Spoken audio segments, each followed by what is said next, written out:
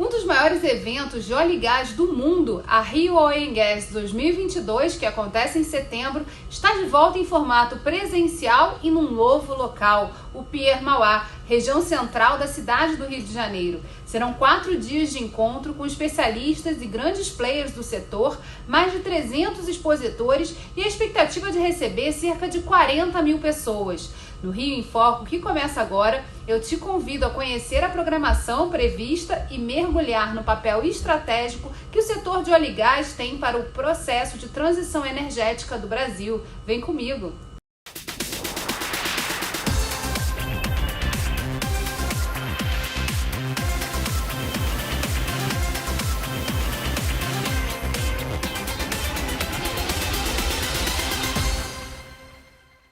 No Rio em Foco de hoje eu converso com a diretora corporativa e executiva do Instituto Brasileiro de Petróleo, Gás e Biocombustíveis, Fernanda Delgado. Oi, Fernanda. Oi, Geisa, boa tarde, obrigada aí pelo convite.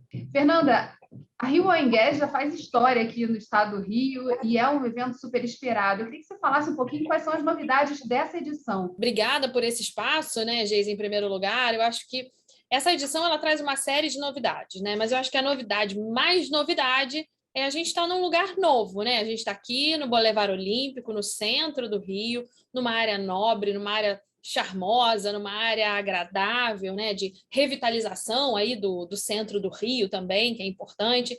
Então, acho que essa localização é a maior novidade da Rio Oil Gas desse ano. As outras edições foram no Rio Centro, né, que exigiu uma logística muito mais complexa por parte da gente, por parte das pessoas também para assistir, e agora a gente tem essa facilidade de chegar de VLT, de chegar de metrô, né, de chegar de uma forma muito mais carioca nessa feira. Para além da localização, é uma feira que vai ter temas muito transversais, transbordando aí o setor de óleo e gás, né? Então, tem uma pauta extensa sobre temas de ESG, né? Environmental, Social and Governance, que a gente precisa discutir na indústria do petróleo e criar KPIs para o nosso monitoramento.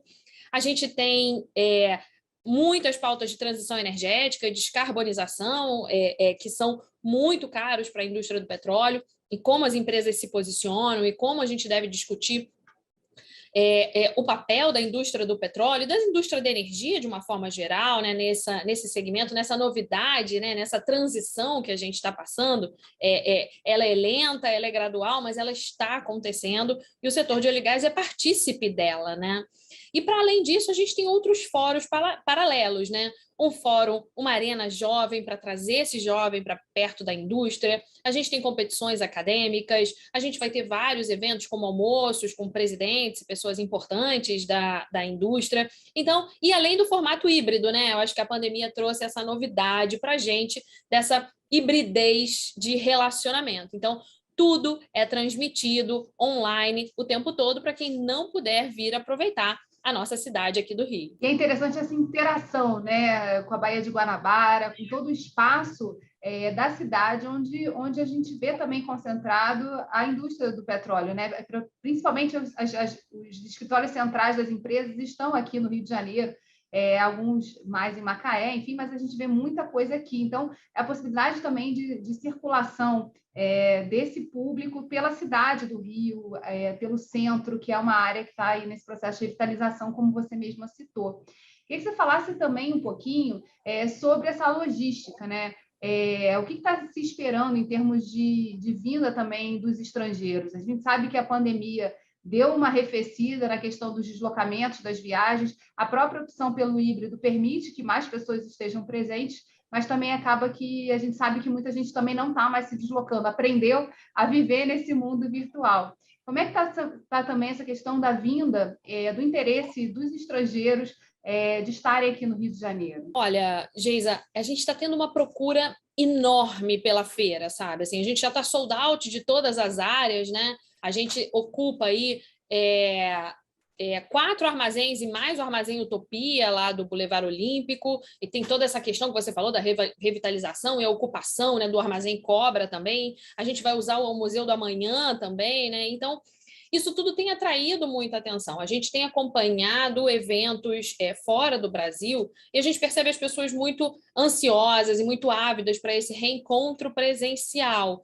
Eu acho que a Rio Oil & Gas vai ser um corolário de vários eventos que vêm acontecendo no Brasil, né, no setor de óleo e gás e fora do Brasil, e é um grande corolário aí que vai juntar 40 mil pessoas, são 51 mil metros quadrados, 400 expositores, então a gente percebe uma busca muito grande. A gente tem vários painelistas internacionais já confirmados, né, para virem falar nas nossas sessões especiais, para apresentar trabalhos técnicos, nos almoços, né, com os CEOs. Então, existe uma ambição grande aí por parte do público externo também, para além do nosso público nacional, obviamente.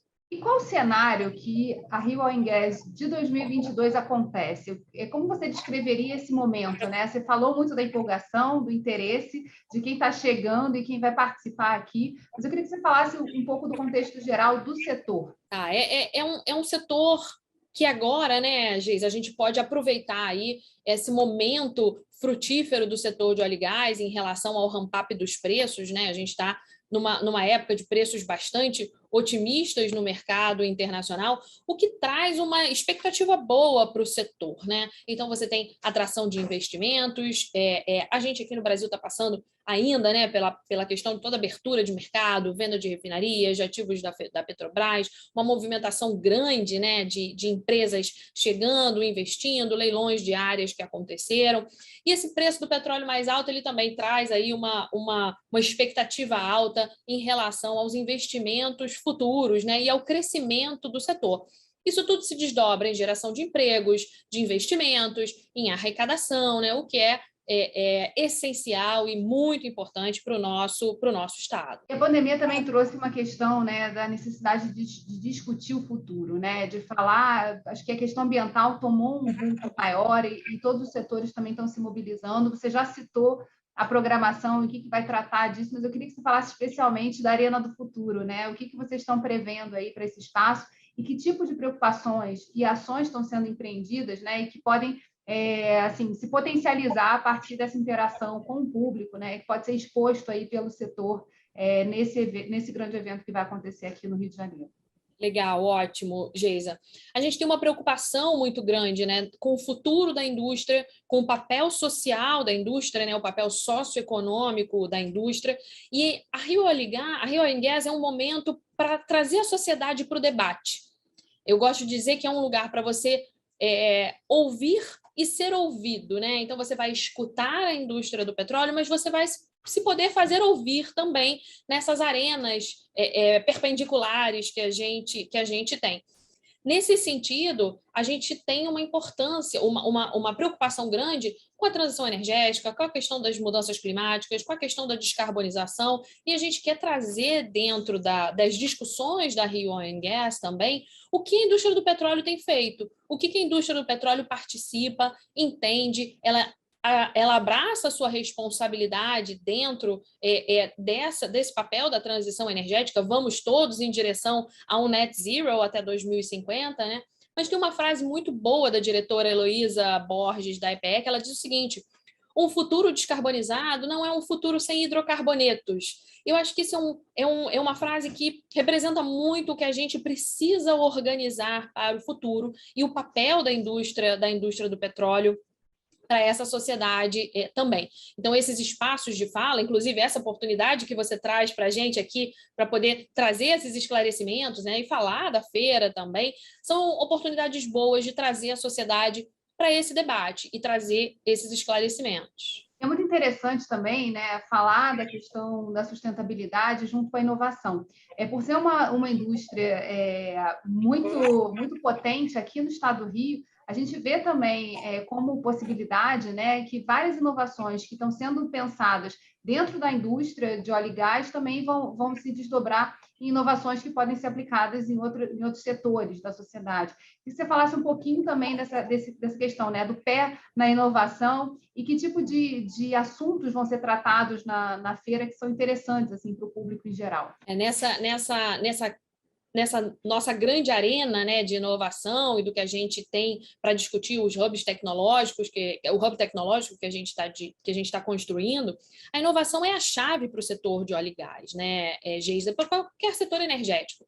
A Agência Internacional de Energia, ela já colocou que 50% das tecnologias que a gente vai precisar para fazer essa transição energética, ou elas ainda não são conhecidas, ou elas ainda não são comercialmente viáveis, né? Então, a inovação é a chave. A inovação vai trazer a solução que a gente precisa para descarbonizar a cadeia do petróleo, para criar combustíveis menos emissores, para alavancar o hidrogênio como uma fonte futura, né? Um energético futuro. É o energético da esperança, né? No futuro. Para a gente falar de projetos de captura e sequestro de carbono, que são essenciais, são fundamentais para a indústria de óleo e gás, para a gente discutir mercado de carbono aqui no Brasil. Então, tem todos esses aspectos aí, esses aspectos, né, que a gente precisa trazer para a discussão, e tudo está relacionado tanto a investimentos de P&D, né, que a indústria do petróleo faz, 1% do faturamento das empresas de petróleo são destinadas a pesquisa, desenvolvimento e inovação, e uma boa parte disso já é em direção a projetos direcionados para a transição energética, ou seja, são projetos de hidrogênio, são projetos de captura de carbono, são projetos de descarbonização, são projetos de dutos multipurpose, né, que você pode usar para mais de um propósito. Então, existe essa imbricação de assuntos e a gente vai trazer todos eles na Rio Oil & Gas. A gente vai fazer um rápido intervalo e voltamos já. Rio em Foco aqui, política e economia caminham juntas.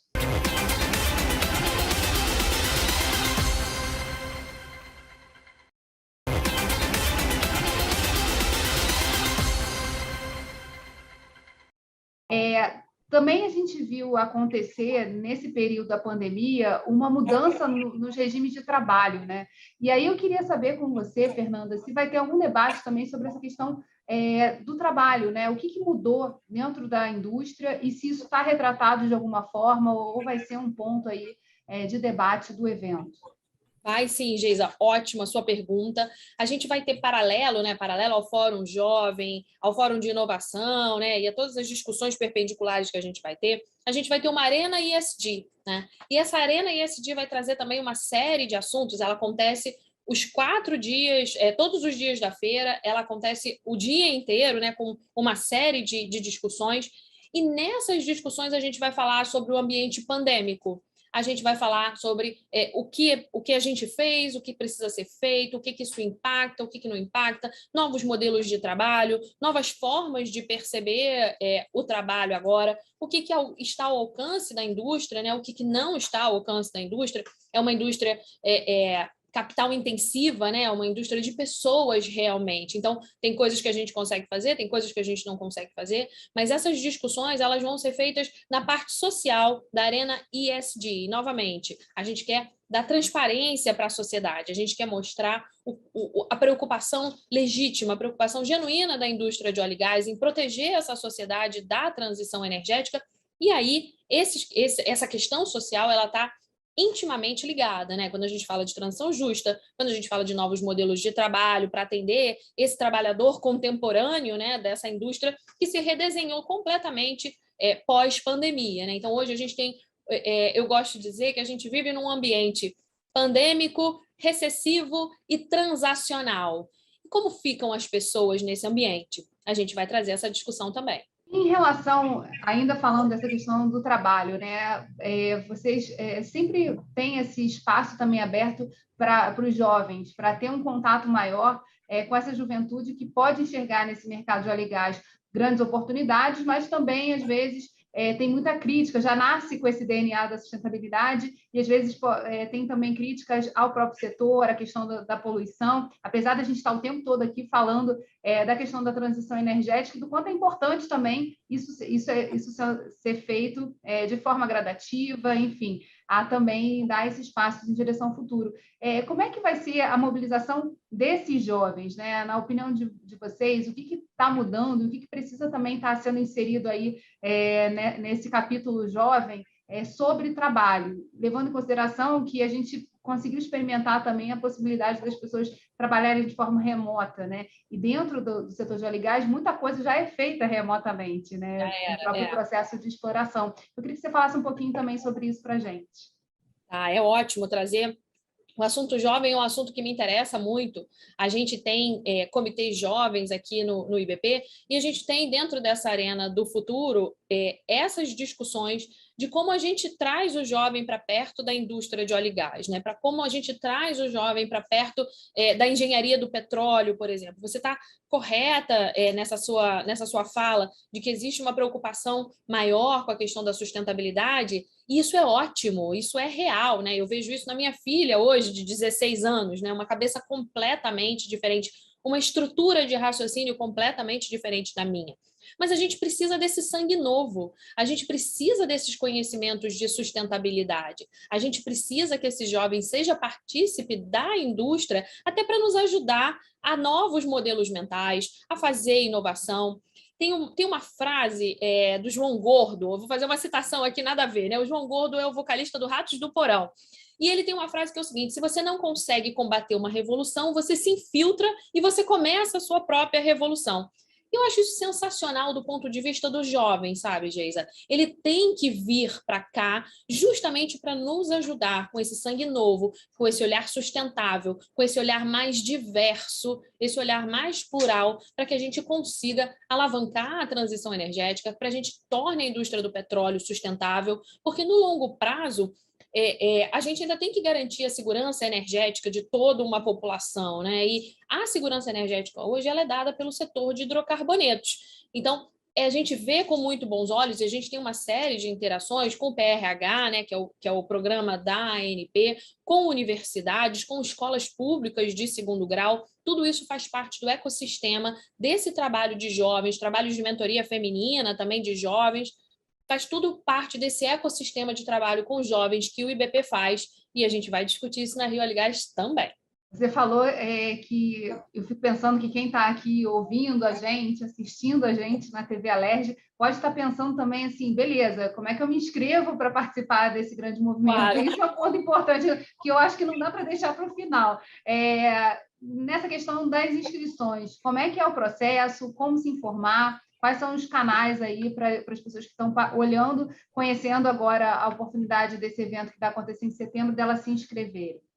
Legal, legal. É só entrar no site do IBP, né, www.ibp.org.br, ou da própria Rio Oil e Gás, né, que é www.riooilandgas.com.br. E ali você vai ter todas as informações, todos os acessos, o que é gratuito, o que não é gratuito, como você faz parte da feira, como você entra. A gente tem uma série de descontos, né, para atrair o público jovem, para atrair esse público da universidade, para os nossos associados também. Então, no nosso site ou direto no site do IBP, a gente tem todas as informações. Uma das coisas do evento ser híbrido é a possibilidade desse conteúdo continuar disponível. Isso vai acontecer na Rio Oil & Gas? Vai sim. A gente tem o hub da Rio Oil & Gas, que é um lugar onde a gente guarda todos os programas, todas as gravações, todos os papers que foram apresentados em edições passadas, né? É sempre bom lembrar que são 20 anos de Rio Oil & Gas, né? E a gente tem essa estrutura, essa memória toda guardada nesse hub, né? Então, esse hub congrega todas essas informações, trabalhos que já foram apresentados, e para depois da feira, depois do ineditismo da feira, né? A gente quer que tudo seja inédito e super assim avant-garde para quem estiver lá presencial, e depois a gente disponibiliza no hub também. E a plataforma de transmissão para quem for assistir remoto também é pelo hub nosso proprietário do IBP, da Rio Oil & Gas. Eu queria só comentar que eu esqueci de dizer que você também encontra informações nas nossas redes sociais, né? Tanto no LinkedIn quanto no Instagram, no Facebook do IBP, tem todas as informações para quem quiser participar, acompanhar a programação, tirar dúvidas. A gente está em todas as redes sociais. Isso é importante, né? Até para falar com os jovens hoje, tá na rede social. Eu esqueci, né? E é uma coisa tão importante hoje, né? A gente não faz nada sem as redes sociais, né? Mas o nosso Instagram é bem recheado dessas informações, assim como o LinkedIn, o Twitter e o Facebook do IBP também. as universidades são um espaço importante, né, de formação e de informação. Como é que está sendo, né, essa conexão que já é histórica do IBP com as universidades? Como é que está sendo nessa edição? O que tem de novidade? Se tem alguma coisa bacana aí para ser anunciada? Vai ser anunciado, eu não posso dar spoiler, né? Senão o pessoal da minha comunicação briga comigo, mas certamente tem uma interação. A gente tem a nossa própria universidade, né, que é a UniBP, onde a gente tem cursos relacionados à área de energia, à área de gestão de energia. A gente tem parcerias com a PUC, parcerias com a Fundação Dom Cabral, e a gente está criando novas parcerias que a gente deve anunciar aí pela Rio Oil and Gas, né? E como eu te falei, para além das universidades, a gente também trabalha com escolas públicas do segundo grau. O nosso objetivo é trazer esse jovem cada vez mais cedo, né, para perto da indústria de energia. Mas na Arena Jovem, na Arena ISD e nos fóruns das sessões de diálogos, a gente vai falar de educação, a gente vai falar de transformação social, a gente vai falar de trazer esse jovem para perto. Então, existe uma relação muito próxima aí da universidade, sim, e todos estarão representados lá a partir do dia 26 de setembro. E essa conexão geracional é importante, né? Justamente para não ter descontinuidade. E na possibilidade assim, que a gente vê no Rio de Janeiro, principalmente, né? Sendo a arena do evento já há tantos anos, mas também um espaço em que, enfim, a gente tem a maior parte da produção do petróleo do Brasil. Então, é um ponto importante, eu acho, de oportunidade também para os jovens terem contato com isso. E sendo na cidade do Rio de Janeiro, né, num espaço que é muito mais próximo em termos de mobilidade, para que as pessoas cheguem, eu acho que tem aí vários elementos que dão aí um gostinho, né? E a oportunidade, e acho que a expectativa de que essa edição ela vai ser bem diferenciada das outras. Não, certamente. Você tocou num ponto importante, né, que são essas externalidades positivas que a indústria do petróleo traz, né? Então, toda a criação de empregos é um assunto que interessa para toda a sociedade e para a sociedade carioca também. Mais de 70% das reservas, né, e mais 70% da produção vem aqui do estado do Rio. Então, a gente tem um estado muito frutífero desse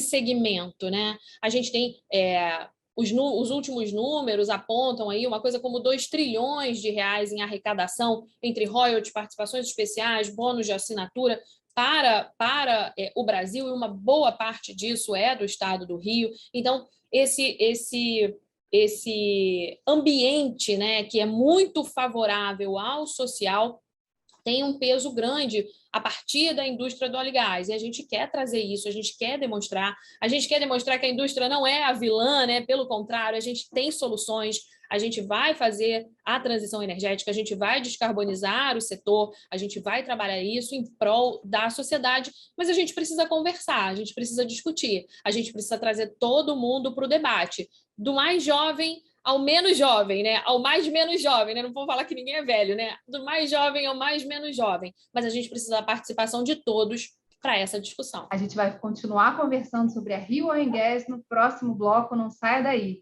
Rio em Foco, aqui política e economia caminham juntos.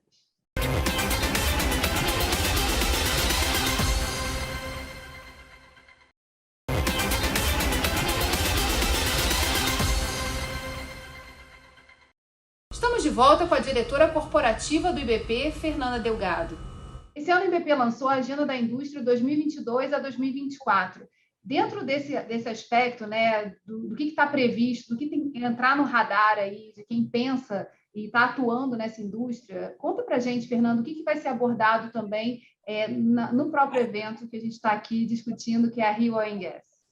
Legal. A Agenda da Indústria é um documento muito importante para a gente, né, Geisa? Ele traz as bases do que é importante para ser discutido na indústria de óleo e gás hoje.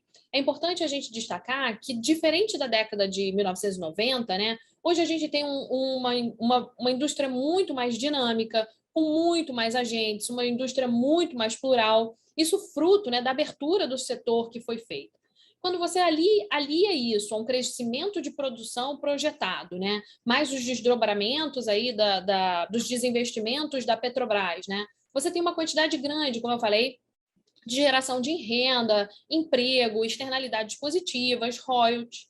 Para além disso, a gente ainda tem toda a abertura do setor de gás, que traz esse dinamismo, né, que vai contribuir para esse dinamismo e trazer mais concorrência ainda para o setor. Concorrência é a palavra de ordem, né, a palavra-chave.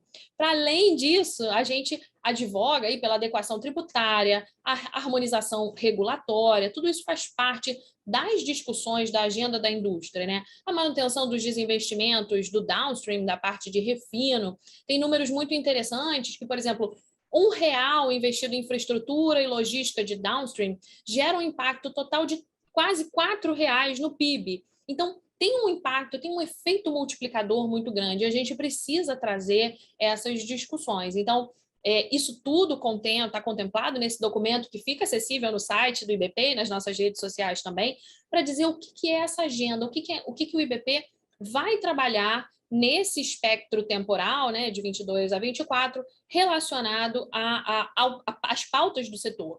E ele não pode deixar de falar sobre a emissão de gases de efeito estufa, né, qual a responsabilidade do setor, o que a gente prevê para a matriz energética futura, o papel do Brasil nessa descarbonização, a questão de como é a energia aqui no Brasil, né? A gente é a quarta matriz elétrica mais limpa do mundo, mas como fica isso para o futuro, né? Como eu descarbonizo o futuro?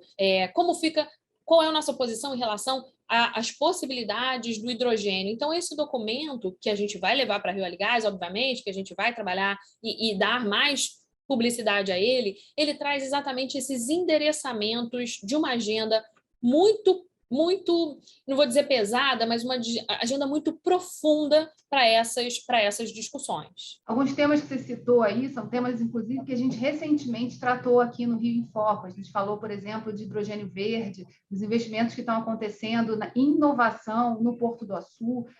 São temas que são de grande interesse para o Estado do Rio, e apesar de parecerem complicados, eles são complementares, né? Quer dizer, um alavanca o outro. Quando a gente fala do gás, o quanto vai ser necessário, né, ter gás para a produção de hidrogênio verde, para trabalhar também em outras questões. Tem a geração de energia eólica offshore, que é a base já da indústria do petróleo, e a experiência que a gente tem aqui no Rio de Janeiro podem ser grandes alavancas aí para o desenvolvimento disso. E a gente trouxe aqui também o Porto do Açu para falar um pouco sobre esses investimentos. Então, são temas muito interessantes que a gente vem abordando já no Rio em Foco, mas que são legais também serem trazidos dentro de um evento grande como a Rio Oil and Gas e dentro dessa agenda, né, que você citou e que vai estar aqui também nos comentários, tanto do podcast, Quero Discutir Meu Estado, mas também do Rio em Foco. Vocês vão poder ver no YouTube, principalmente, para acessar e tirar qualquer dúvida, porque eu acho que é bem bacana também acompanhar esse desenvolvimento de um setor que é tão importante para a economia fluminense. Você fez vários comentários muito pertinentes, né? Essa agenda, ela tem tópicos que você não trata só no âmbito da Rio Oil e Gás, né? A gente vai tratar isso ao longo de vários anos. Mas é importante frisar, Geisa, que a gente vai trabalhar sempre para garantir a segurança energética e o suprimento, né, de fontes confiáveis, expandir a produção de energia de uma forma geral. É interesse que haja uma pluralidade de energéticos no Rio e no mundo, né? Quando você fala de eólicas offshore, é importantíssimo a coadunação desse energético com os outros energéticos que a gente já tem, a energia solar, o hidrogênio apontando aí, né, a sua importância, mas a gente também precisa discutir um ambiente de negócios mais competitivo, né, para esses investimentos. A gente precisa discutir tributação, previsibilidade, estabilidade para o setor. A gente precisa discutir o fortalecimento das agências reguladoras, né, em especial relacionada ao setor de óleo e gás. A gente precisa falar de todos os regimes contratuais e garantir essa competitividade e também falar de novas fronteiras, falar de uma infinidade de assuntos que fortalecem o setor para além do óleo e gás simplesmente, né? O que permeia todo o setor e que precisa ser trazido, discutido, e a gente vai trazer na Rio Oil e Gás. E nessa questão do olhar também da própria indústria, né? Uma vez que a gente tem um documento que expõe isso, né? E como uma agenda, fica muito mais fácil essa inter-relação e poder pensar também, estruturar e conversar com os governos, enfim, começar a trabalhar melhor essa pauta que é tão fundamental. E aí eu acho que é muito interessante também falar sobre isso, né? Qual é a participação, né? Os espaços que vão existir dentro dessa feira para esse diálogo com os governos, com as secretarias, enfim, com quem está trabalhando a política de petróleo do país. Claro, são essenciais, né? A gente não avança nada, é uma agenda extremamente imbricada com a agenda pública, né? Com a agenda de políticas públicas, a gente discute tudo e todas essas instâncias, né? Elas vão participar da Rio Oil & Gas. A gente vai estar aí falando desde o Ministério de Minas e Energia até ANP, EPE, e todas essas instâncias vão estar representadas, vão ser representadas e vão participar das discussões com a gente. É importante a gente entender o que tem na mente, né, desses grandes tomadores de decisão para o futuro. É importante colocar para conversar as empresas de petróleo com esses tomadores de decisão, e o IBP está nesse liaison, né, nessa grande integração. E obviamente, a LERJ também. Fala um pouquinho para a gente sobre o trabalho do IBP. Eu acho que é legal, a gente fala muito do IBP, falamos aqui, falamos desse grande evento, que é dos momentos, né, que o IBP se abre aí, e abre uma arena de discussão grande, não só com o país, mas enfim, com todos os países que trabalham essa agenda. Mas fala um pouquinho do IBP, você falou da Universidade IBP, já falou um pouquinho dessa questão do trabalho de ligação que vocês fazem. Como é que é o trabalho do Instituto e como as pessoas também que não conhecem, não sabem como é que vocês trabalham, como é que elas podem também acessar esses conteúdos? A gente falou já do site aqui, que é uma grande fonte. Queria que você falasse um pouquinho mais do Instituto.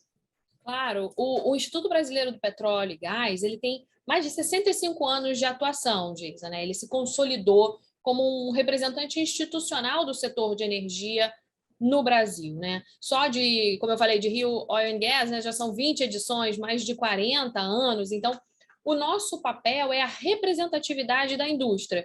E hoje a gente contempla a cadeia inteira, né? A gente vai do poço ao posto, né? A gente tem todos esses elementos sendo representados aqui pelo IBP.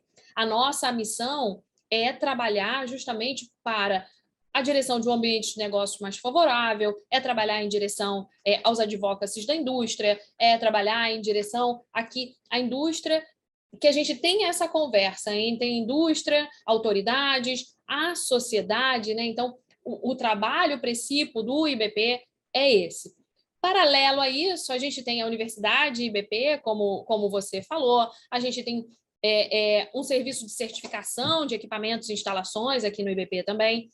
A gente tem uma área toda para organizar eventos, né, que é a área que organiza a Rio Oil & Gas, né, e tirar uma feira dessa do chão não é trivial, né, é um trabalho bastante tumultuado, né, e confuso, e a gente tem toda uma governança para isso, mas tem um time dedicado a trabalhar esses eventos da indústria, né? A criar esses fóruns de discussão. Qual o problema hoje que precisa ser endereçado? É um problema relacionado ao Repetro? É um problema relacionado a asfaltos? É um problema relacionado a alguma carga tributária ou a questão do preço dos combustíveis? Então, a gente cria esses espaços de discussão e de interlocução para a indústria. A gente vai fazer um rápido intervalo e voltamos já. Rio em Foco aqui, política e economia caminham juntas.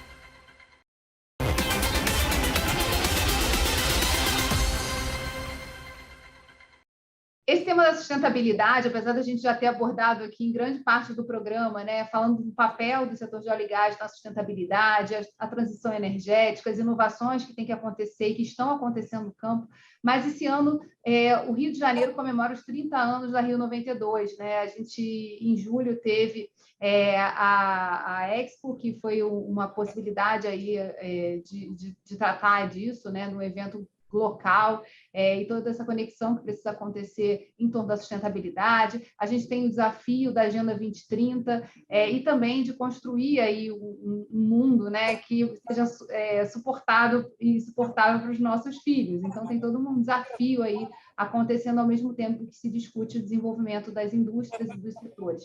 Queria que você falasse um pouquinho mais a gente pudesse, nesse último bloco, né, mergulhar na questão do que precisa ser feito também em conjunto com a sociedade para que a gente possa, de fato, ter essa transição energética acontecendo, né? Acho que a questão da pandemia trouxe desafios enormes, né? Se percebeu a distância em que os encadeamentos produtivos existem, muitas vezes a gente perde um pouco a dimensão, né, dentro de uma indústria, onde estão sendo produzidas cada uma das peças que tornam aquele produto ou projeto, ou a própria planta possível de acontecer. E aí eu queria que você falasse um pouquinho disso, Fernanda. Como é que vocês estão tratando dessa agenda, né, que precisa não ser só do setor, mas precisa se espalhar num diálogo com a sociedade? Legal, legal. É importante comentar, Geisa, que essa transição que a gente está passando, né, é uma transição em direção a combustíveis menos emissores de gases de efeito estufa, né? Então, a gente está transitando para uma redução das emissões. A gente sabe que a gente precisa estabilizar a temperatura da Terra em 1,5 graus aí. Então, a gente já passou lá da transição da lenha para o carvão, do carvão para o petróleo, e agora do petróleo para esses energéticos menos emissores. Mas é importante destacar também que o setor energético ele não é o principal responsável pelas emissões de gases de efeito estufa, né? Que quando você fala de Brasil, em especial, você tem tudo relacionado ao uso da terra como o maior emissor, né? O setor de energia vem em segundo lugar. A matriz energética brasileira ela já tem um alto índice de renovabilidade, né? Já a indústria de óleo e gás brasileira já é baixa, já tem uma baixa intensidade de carbono, mas a gente precisa ir além. A gente precisa pensar nesse futuro, né? Como eu destaco o Brasil como uma potência energética futura e descarbonizo o setor de óleo e gás ao mesmo tempo. Isso é a peça-chave para a gente fechar esse quebra-cabeça, né? Como você aloca a indústria de óleo e gás descarbonizada dentro dessa potência energética futura brasileira. Então, o que a gente discute hoje, né? Projetos de captura, né? Projetos de captura e uso de CO2 que tendem a reduzir a intensidade de emissões da cadeia, né? Em especial programas de CCUS, né? Que é captura e armazenamento de carbono. A difusão das fontes renováveis, né? Em especial em ambientes offshore, e aí, para dar um pequeno spoiler da Rio Oil and Gas, né? A gente vai ter a eólica e a biogás junto com a gente na Rio Oil and Gas, fazendo parte, trazendo essas discussões, imbricando aí o setor de óleo e gás com as energias renováveis, né? Então, a gente tem uma expertise muito grande dentro da indústria de óleo e gás, um desenvolvimento tecnológico muito acelerado e muito amplo, e a gente quer colocar isso à disposição da sociedade justamente para essa transição, né? A gente vai falar também sobre o hidrogênio, como você falou, uma das apostas do futuro, e que o Brasil tem a possibilidade de ser um potencial grande produtor e exportador, né? Então, aonde isso, para além disso tudo, ainda vira negócios para a gente, em especial no estado do Rio, né? O que a gente ainda transforma isso num ambiente de negócios favoráveis a partir dessa expertise da indústria de óleo e gás. Então, é um setor que contribui ativamente para a viabilidade tecnológica da descarbonização, né? A gente ainda tem muito a desenvolver, ainda tem muito de cultura e inovação e capacidade de mobilização ainda a desenvolver, mas a gente chega lá. E o que eu acho muito interessante, né, é justamente poder fazer isso no momento em que muito se acelerou da discussão da digitalização, né, de como a gente abrir um espaço. Acho que se pensasse e se vocês tivessem organizado a Rio Gas logo no finalzinho da última edição para essa, talvez algumas coisas já tivessem ficado caducas, né? De tanta relevância que determinados temas tomaram justamente pelos 2 últimos anos que a gente viveu, né? Então, acho que tem aí uma questão do desafio da atualidade, né? E também de projetar esse futuro que, em certa maneira, se falava que ele aconteceria, mas a gente não sabia que ele estava tão perto, né? Que já se fez presente de alguma forma, com uma intensidade que também não se imaginava. E aí eu acho que nessa questão, né, de trazer os jovens para a arena, de falar um pouco desse futuro, e de como é que a gente coordena, né, o desenvolvimento com a sustentabilidade. Tem aí um desafio bastante interessante de estar falando desse futuro, mas que já está caminhando e está muito próximo da gente, né? Esse futuro chegou antes do que a gente esperava, né? Então, eu acho que a pandemia acelerou uma série de status quo que a gente tinha na sociedade, né? Isso tudo foi acelerado com a pandemia. Ele não foi alterado, ele foi acelerado. E essa aceleração trouxe esse futuro mais para perto. E a guerra que a gente vive hoje no mundo, né, que é importantíssima para o acompanhamento da questão geopolítica do petróleo, ela acelerou mais ainda as discussões quando você discute transição energética e segurança energética. Então, isso só traz um destaque de que o futuro ele já está acontecendo. A gente tem que trabalhar com modelos e cenarizações de alternativas de futuro, né? Ninguém previa uma pandemia, mas agora isso passa a fazer parte dos nossos modelos de cenarização.